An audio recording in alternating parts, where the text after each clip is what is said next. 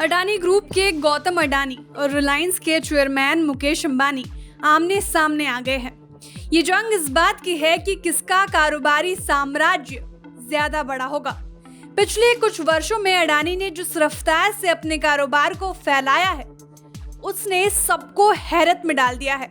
और देश के सबसे बड़े कारोबारी की अंबानी की गद्दी जब हिलने लगी तो वे भी इस जंग में कूदे, लेकिन फिलहाल वे इसमें पिछड़ते नजर आ रहे हैं।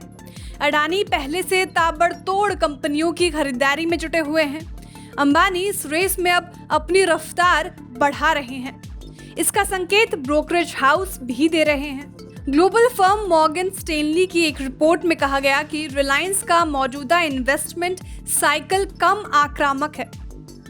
ब्रोकरेज ने कहा कि इससे कंपनी की इक्विटी की लागत कम होगी। मॉर्गन स्टैनली ने रिलायंस इंडस्ट्रीज लिमिटेड के लिए अपनी प्राइस टारगेट को पहले के 3015 रुपए से बढ़ाकर 3085 रुपए कर दिया है और इस शेयर को अपना टॉप पिक बताया है। कारोबारी जंग जीतने की कोशिश में अब अंबानी भी ताबड़तोड़ कंपनियां खरीदने में लग गए हैं। मंगलवार को खबर आई कि रिलायंस ने अपने रिन्यूएबल एनर्जी बिजनेस को बढ़ाने के लिए अमेरिकी कंपनी सेंसहॉक इंक को खरीद लिया है। रिलायंस ने सेंसहॉक में 79.4% स्टेक $3.2 करोड़ में खरीदा है। ये company solar energy generation industry के लिए सॉफ्टवेयर बेस्ड मैनेजमेंट टूल्स बनाती है।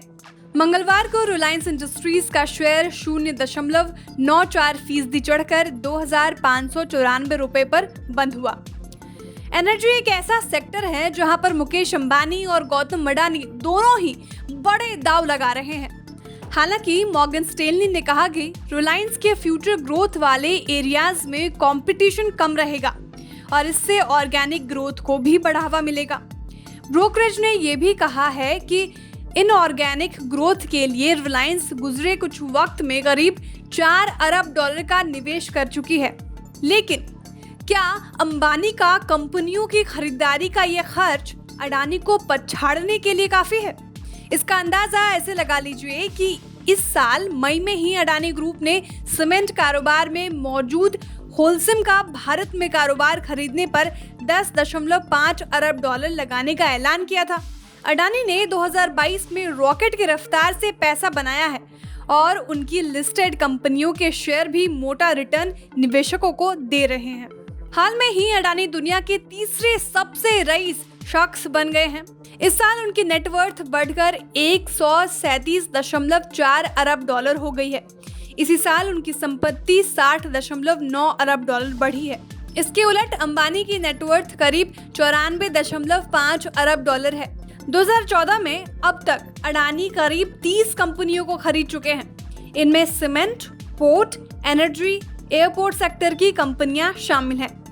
हाल में ही उन्होंने एनडीटीवी में स्टेक लेने का ऐलान किया था। इसके उलट रिलायंस रिटेल सेक्टर में खास तौर पर एक्टिव है।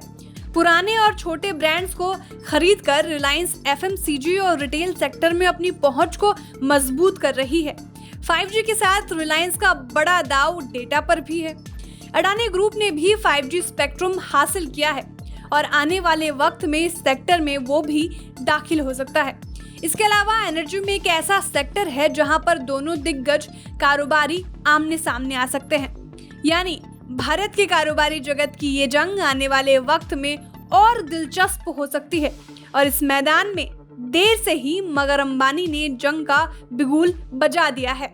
लेकिन बड़ा सवाल ये है कि क्या वे इस सुस्त रफ्तार से बेहद आक्रामक अडानी को पछाड़ पाएंगे? Bureau report, बिस्तक।